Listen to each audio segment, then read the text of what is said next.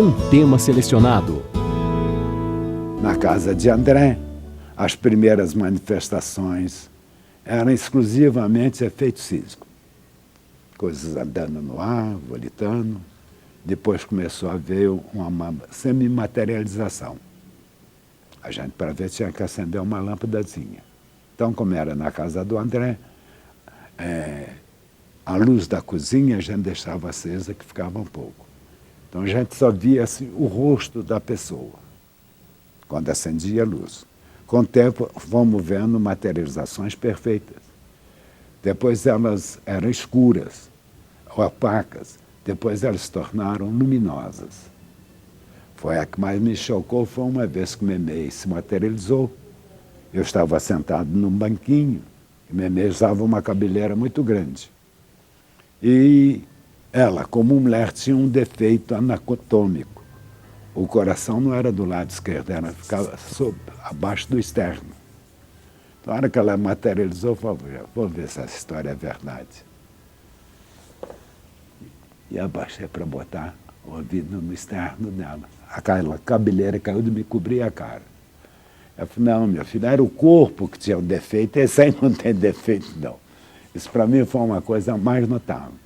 Então nós fizemos mais ou menos uns 2 anos de materialização. A última, Peralva até estava presente, nós reunidos na casa de André. Uma porta tem mais ou menos 1,90 m, 2 metros, não uma porta ali, aquela porta ali, por exemplo. Emmanuel devia ser um homem de 1,90 m, porque olhando assim dava mais ou menos um palmo para a cabeça deles encostar na porta. Homem forte, voz clara, autoritária, suave, bonita, parece um paradoxo, né? Um letreiro luminoso enorme. Na hora que ele levantou a mão, caiu assim os panos, a gente vê que era o braço de um homem forte.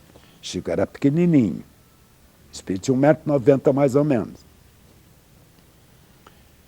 E calma e tranquilamente, com meia dúzia de palavras, acabou com a materialização, dizendo que a função dele, o médium, é do livro, divulgação, educação. Olhando um tema selecionado. Vocês acabaram de assistir à opinião e o testemunho de um grande amigo do Chico Xavier, que foi o Arnaldinho, a respeito da última sessão de materialização que Chico participou e que Emmanuel veio e acabou com as reuniões de materialização. Sobre isso e alguns desdobramentos que nós estamos aqui hoje para conversar com o nosso amigo Roberto Barbosa, dirigente da Casa Espírita, do Grupo Espírita Farol de Ismael, e também com o nosso amigo Luiz Eduardo Ribeiro, dirigente do Centro Espírita Divino Mestre.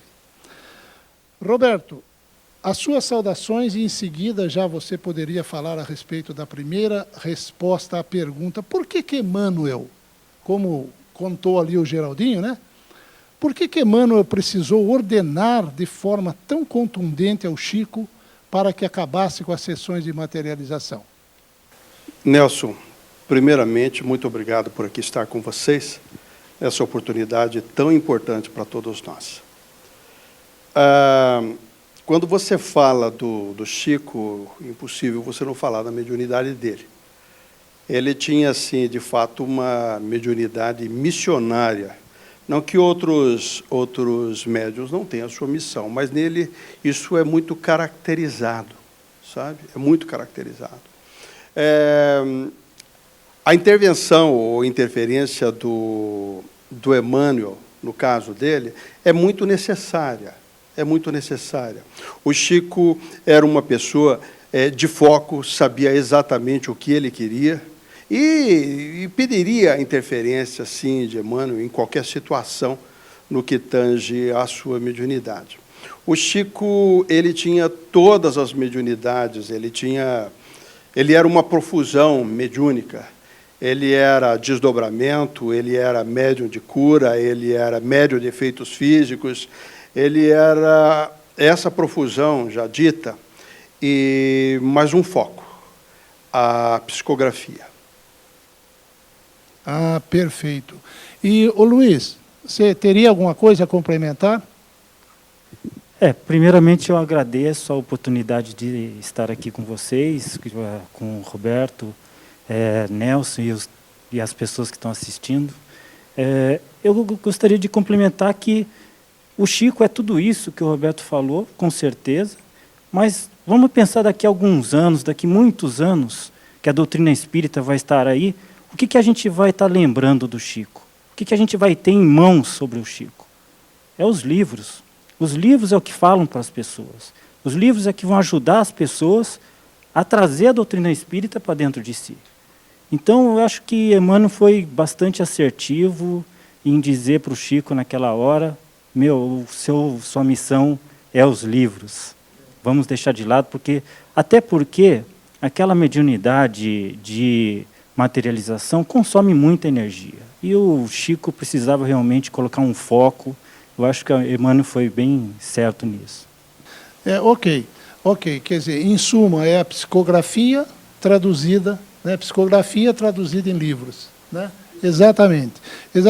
E agora, por que muita gente, Luiz, por que muita gente precisa desenvolver e educar a mediunidade? Precisa, né? Se ela vai fazer é outra coisa, mas ela precisa educar a mediunidade ou desenvolver para se reequilibrar melhor. Olha, a mediunidade, ela é inerente do ser humano. Ela é natural. Todo mundo, de uma certa forma, tem um certo grau de mediunidade, não é? Em alguns um pouco mais ostensivos do que outros. E isso independe da religião da pessoa, independe se ela é espírita ou qualquer outra religião. A mediunidade pertence ao ser humano e não é de hoje, desde quando o ser humano existe. Então, o que acontece? O que seria essa mediunidade? É um canal de comunicação puro e simples. Comunicação com seres que estão numa dimensão diferente, que são os espíritos. E assim como aqui tem pessoas boas e pessoas ruins, do lado do plano espiritual tem espíritos bons e espíritos ruins também. Perfeito. E essa interação vai acontecer. Se a pessoa não educa a mediunidade, se ela não sabe trabalhar essa mediunidade no seu dia a dia, 24 horas, existe a possibilidade dela entrar em contato com espíritos não tão com ideias boas. E aí isso vai trazer prejuízo, vai trazer transtornos para a sua vida, para o seu dia a dia. E para isso, então, que se recomenda que ela estude, que ela eduque e que saiba conviver pacificamente, tranquilamente com a mediunidade que é dela. Ok. Roberto, gostaria de complementar? É claro.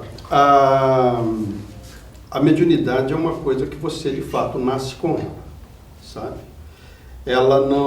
Você não desenvolve, você já vem com ela. Alguns vêm assim com um compromisso, é diferente. Mas a responsabilidade é sempre a mesma. E ela independe também de religiões. Sim. Sabe? Ela independe de você ser espírita. Mediunidade não é coisa de espírita. É coisa de encarnado. Basta você reencarnar para ser médium. A gente tem características de até acessibilidade nos animais, né? De cavalo, cachorro, isso tudo é mediúnico. Sabe? O cachorrinho que sabe quando é que você vai chegar, quando você vai embora, e de repente ele sabe até quando você vai desencarnar. Exatamente.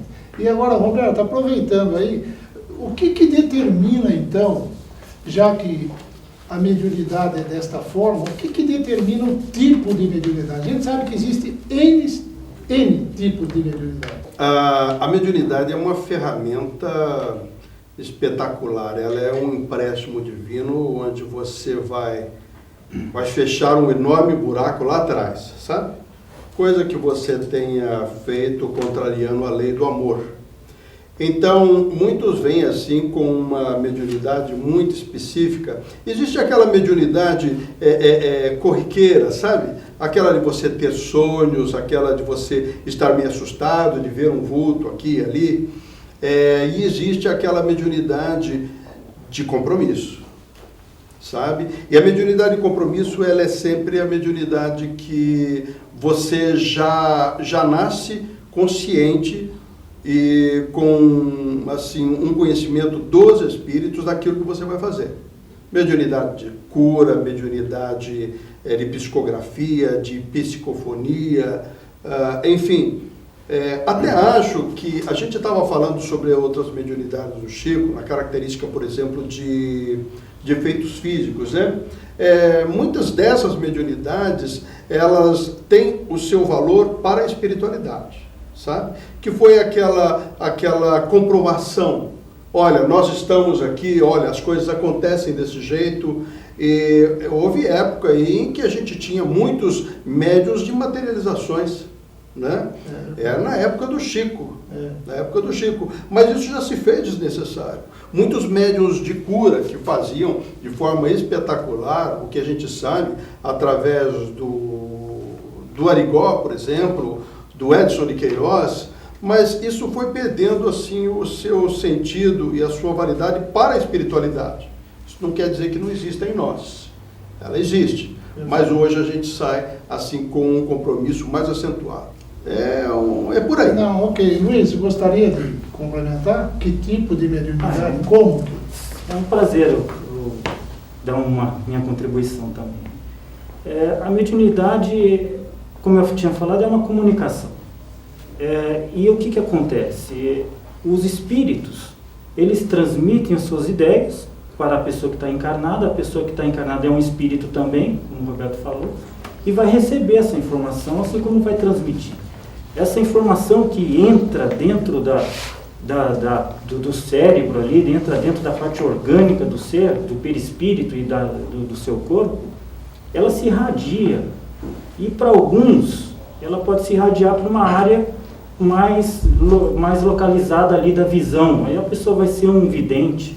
Para outros, ela pode se localizar numa área da audição. A pessoa vai ouvir os espíritos.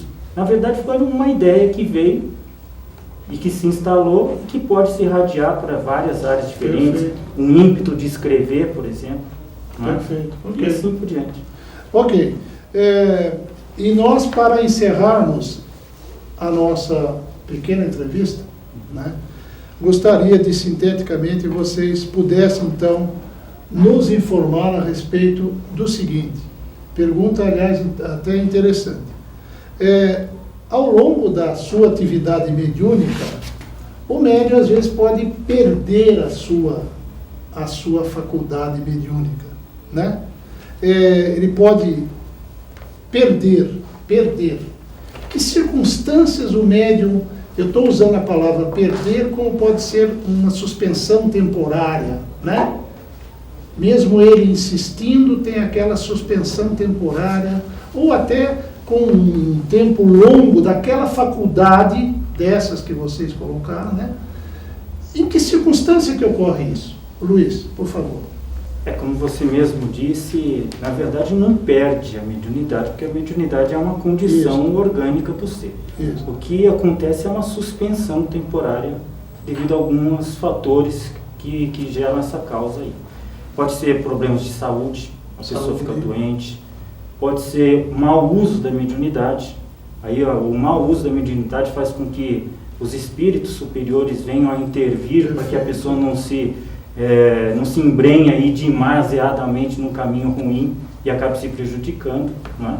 Ou pode ser até mesmo uma espécie de provação para que ele possa, eu tinha uma mediunidade, agora não tenho mais, como que ele vai reagir com essa perda nesse contexto mediúnico do trabalho dele, né? Ok. Agradecemos a sua atenção para esta entrevista e renovamos o nosso convite para voltarmos novamente com este palpitante assunto que é mediunidade.